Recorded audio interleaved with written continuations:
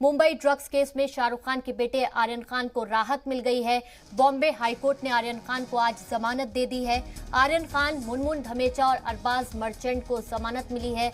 जमानत पर फैसले की कॉपी कल आएगी। कल या शनिचर तक जेल से बाहर आ जाएंगे आर्यन खान, ये कहा है आर्यन खान के वकील मुकुल रोहतगी ने। इस वक्त की बड़ी खबर आपको बता रहे हैं। मुंबई ड्रग्स केस में शाहरुख खान के बेटे आर्यन खान को आज बॉम्बे हाईकोर्ट ने जमानत दे दी है। और इस बीच आर्यन खान का घर मन्नत, उसके बाहर बड़ी तादाद में लोगों की भीड़ देखने को मिली और जश्न का माहौल वहां देखने को मिल रहा है। लोग खुशियां मना रहे हैं, पटाखे फोड़े जा रहे हैं। आर्यन खान, मुनमुन धमेचा और अरबाज मर्चेंट को आज जमानत मिल गई है। जमानत पर हालांकि फैसले की जो कॉपी है वो कल को आएगी, ये जानकारी मिल रही है। और आर्यन खान अपने घर कल पहुंच जाएंगे या फिर परसों तक पहुंच जाएंगे। तो इस वक्त की बड़ी खबर आपको बता रहे हैं, आज आर्यन खान को बॉम्बे हाईकोर्ट ने जमानत दे दी है। लगातार उनके वकीलों की तरफ से कोशिशें की जा रही थी कि आर्यन खान को जल्द से जल्द जेल से बाहर निकाला जाए, लेकिन ये जमानत काफी देर से मिली है आर्यन खान को। तकरीबन 25 दिन तक आर्यन खान को जेल में रहना पड़ा है। मुंबई की आर्थर रोड जेल में आर्यन खान को रखा गया था। और आज बहुत बड़ी राहत वाली खबर शाहरुख खान के पूरे परिवार के लिए, आज आर्यन खान को जमानत मिल गई है, यानी कि कल या फिर परसों तक आर्यन खान अपने घर पहुंच जाएंगे। तो आर्यन खान को आज बॉम्बे हाईकोर्ट ने जमानत दी है। आर्यन खान के वकील मुकुल रोहतगी ने आज बॉम्बे हाईकोर्ट में उनकी तरफ से पक्ष रखा था। सतीश मानशिंदे भी लगातार कोशिशों में लगे हुए थे कि आर्यन खान को बेल मिल जाए। और आज वो दिन आ गया है जब आर्यन खान को बॉम्बे हाईकोर्ट ने जमानत दे दी है। इससे पहले सेशन कोर्ट से उनकी जमानत अर्जी खारिज हो गई थी। लगातार एनसीबी की तरफ से उनकी जमानत को लेकर विरोध किया जा रहा था और आज एनसीबी की तरफ से भी कई तरह की दलीलें रखी गई अदालत में, लेकिन आज बॉम्बे हाईकोर्ट ने आर्यन खान को जमानत दे दी है। अहम खबर आपको बता रहे हैं, जिस तरह से आर्यन खान उस रेव पार्टी में मौजूद थे, उस शिप पर मौजूद थे जहां पे बताया जा रहा है कि ड्रग्स भी बरामद हुई थी उस पार्टी से।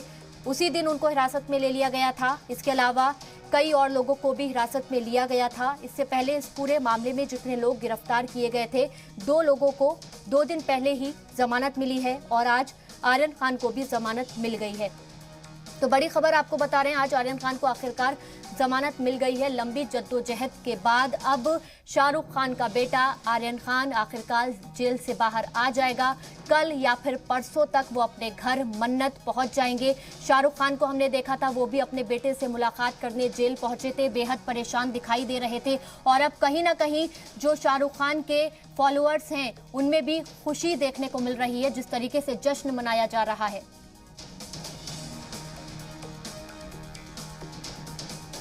तो केंद्रीय मंत्री रामदास अठावले जी इस वक्त हमारे साथ फोन लाइन पर मौजूद हैं। रामदास अठावले जी, क्या कहेंगे, आज शाहरुख खान के बेटे आर्यन खान को बॉम्बे हाईकोर्ट ने जमानत दी है। एक तो कोर्ट का जो फैसला है, फैसला तो हम मानते हैं कि कोर्ट ने उनको रिहा किया है, लेकिन 22 दिन तक वो मतलब जेल में रहा। 5 के बाद जमानत की कोशिश हुई थी, लेकिन उनको जमानत नहीं मिली थी, इसलिए एनसीबी ने जो मतलब ये प्रूफ मतलब कोर्ट को दिखाए थे, लेकिन उनको जमानत नहीं मिल रही थी। अभी कोर्ट का फैसला हमको मंजूर है, उनको जमानत मिली, अच्छी बात है। अभी शाहरुख खान ने उनको सुधारने के लिए नशा मुक्ति केंद्र में भर्ती करना चाहिए और वो ड्रग से मुक्त होना चाहिए, इसके लिए शाहरुख ने कोशिश करनी चाहिए। जी रामदास जी, सवाल खड़े किए जा रहे थे कि जब आर्यन के पास से कोई ड्रग्स बरामद नहीं हुई है तो फिर उनको जमानत मिलने में देर क्यों हो रही है। एनसीबी की जो कार्रवाई अब तक देखने को मिली है उसको लेकर भी सवाल खड़े किए जा रहे थे। रामदास जी, जिस तरीके से हमने देखा कि एनसीबी की तरफ से जो कुछ भी कार्रवाई अब तक हुई है उसको लेकर सवाल खड़े किए जा रहे थे कि एनसीबी सही से कार्रवाई नहीं कर रही है, कहीं ना कहीं फंसाया जा रहा है, क्योंकि ड्रग्स जो है वो बरामद हुई ही नहीं है उनके पास से। ड्रग बरामद हुई नहीं तो क्यों कार्रवाई होती थी, तो मतलब वो जेल में जाते थे। ड्रग बरामद हुई है और इसीलिए जमानत तो कभी न कभी तो मिलती है। मर्डर केस में भी जमानत तो मिलती है 3 महीने के बाद। तो मुझे लगता है कि इसमें उनके पास ड्रग नहीं था, ये बोलना ठीक नहीं है। समीर वानखेड़े ने सही कार्रवाई की थी और इसीलिए मतलब इनको 20-22 दिन जेल में रहना पड़ा था। तो उनको ड्रग मिला नहीं, ऐसा नहीं। और जो अभी कोर्ट में जो होगा एनसीबी के केस के माध्यम से देखा जाएगा, लेकिन एनसीबी के अधिकारी ऐसी कैसी कार्रवाई कर सकते हैं जी। उनके पास कुछ जमीन है। रामदास जी, समीर वानखेड़े को लेकर सवाल खड़े किए गए हैं। नवाब मलिक की तरफ से कहा है कि वो फर्जी आदमी है, उनका बर्थ सर्टिफिकेट सामने लाया गया है, निकाहनामा लाया गया है जिसमें उनका नाम है समीर दाऊद वानखेड़े। इसको लेकर आप क्या कहेंगे सर? मतलब जिस तरह नवाब मलिक जी ने आरोप लगाए हैं उसमें कोई तथ्य नहीं है। जो समीर वानखेड़े ये हमारे बुद्धिस्ट है, दलित समाज के वाशिम जिले में, महाराष्ट्र में जो वाशिम जिला आता है, उनके पिताजी बुद्धिस्ट है, लेकिन हिंदू महार जो सर्टिफिकेट में होता है हमारे पुराने लोगों का, तो उनकी शादी मुस्लिम औरत से हुई थी। लेकिन इसका मतलब इन्होंने नाम बताया ऐसा बिल्कुल नहीं है। इनका नाम दाऊद था, गलत है। उनके पिताजी ने बोला कि मेरा नाम ज्ञानेश्वर है, ज्ञानेश्वर वानखेड़े है। और इसीलिए मुझे लगता है कि समीर वानखेड़े पर जानबूझकर हमले किए जा रहे हैं, उनको बदनाम करने की कोशिश हो रही है और ये हम चलने नहीं देंगे। हमारी रिपब्लिकन पार्टी, दलित समाज, अम्बेडकर समाज समीर वानखेड़े के पीछे खड़ा है और उनको हम झुकने नहीं देंगे। जी रामदास जी, आपको क्या लगता है, जिस तरह से हम देख रहे हैं आजकल के जो नौजवान हैं वो बड़ी तादाद में ड्रग्स का सेवन कर रहे हैं, ये जो बच्चे हैं नई उम्र के बहुत ज्यादा ड्रग्स की तरफ जा रहे हैं, क्या कुछ कहेंगे इसको लेकर सर? इसको लेकर ये कहेंगे कि भाई ड्रग लेने वालों की संख्या बढ़ रही है। फिल्म इंडस्ट्री में बहुत ज्यादा ड्रग का मतलब मामला बढ़ गया है। और अरे नीचे लेना नीचे लेना ब्रिज के इधर से नीचे से।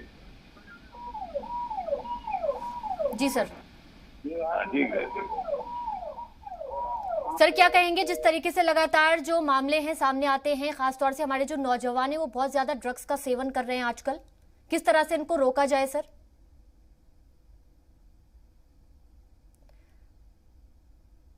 तो रामदास जी तक हमारी आवाज नहीं पहुंच पा रही है और हमारे साथ जुड़े हुए थे केंद्रीय मंत्री रामदास अठावले, और उनका भी कहना है कि फिलहाल जिस तरीके से जो कार्रवाई देखने को मिली है अब तक आर्यन खान के मामले में, और अब जो गवाह रखे गए, जो सबूत सामने रखे गए, उसी के मद्देनजर फिलहाल जो अदालत है उसने जमानत दी है इस पूरे मामले में।